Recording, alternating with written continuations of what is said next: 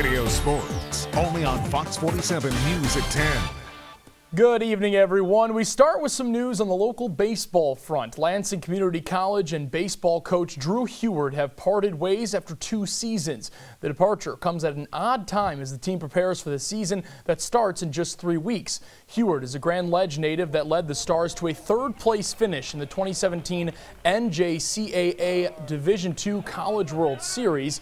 The program finished with 81 wins in his 2 seasons at the helm. The Stars are ranked 8th in the nation in the preseason poll, and the team travels to Florida, like I said, in 3 weeks to kick off the year. No word yet on a replacement. Well, it was a Saturday to remember for the Michigan State men's basketball program. Not only did the Spartans get back on track, snapping a 3-game losing streak with a win over Minnesota, but the 1979 national championship team was in the house. The Spartans got Nick Ward going again as he finished with 22 points to lead the Spartans over Minnesota.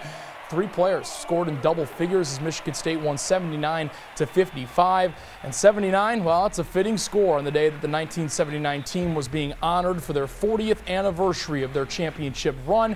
The Spartan alums gave some great advice to the current team after their win that the players are taking to heart.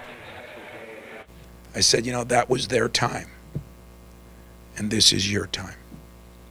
And you have to take your time and do everything you can do to leave the footprint that they left. And that's not always for a championship. It's, do you leave a footprint that you'd want other people looking and saying, that team had this? It meant everything, you know. We're so grateful to have them come to this game. You know, you don't get this at other places. That's why you come here. The tradition is unbelievable. You know, Magic, Kessler, you know, all the way down there.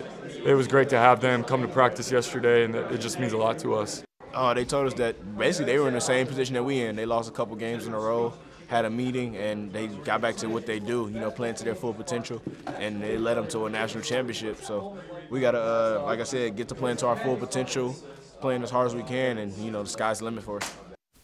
The Michigan Wolverines got the revenge that they were looking for as they hosted the Wisconsin Badgers in Ann Arbor yesterday. Wisconsin, if you remember, handed the Wolverines their first loss of the season in Madison the first time these two teams met.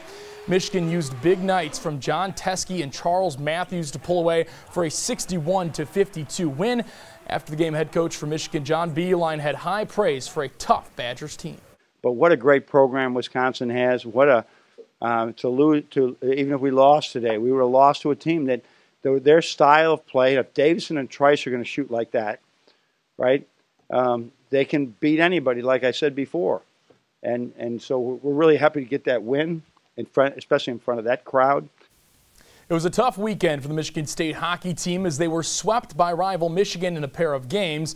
The Wolverines piled on 5 goals in each contest with the Spartans, and their win on Saturday night was Michigan's 3rd straight in the Duel in the D rivalry, an annual game played at Little Caesars Arena in Detroit. Michigan State has now allowed the most goals on the season in the Big Ten Conference. The Spartans play Penn State at home next weekend. Head coach Dan Cole, though, thinks that Michigan deserves a tip of the cap for the sweep. But overall, I thought the guys competed and battled hard tonight. I think there's some things that you know, we can do better. I don't know if it was our best weekend, but you know what? I give Michigan some credit. You know, they skated well and took away time and space. And hey, you know, you tip your hat and you move on. And we get ready for Penn State next week.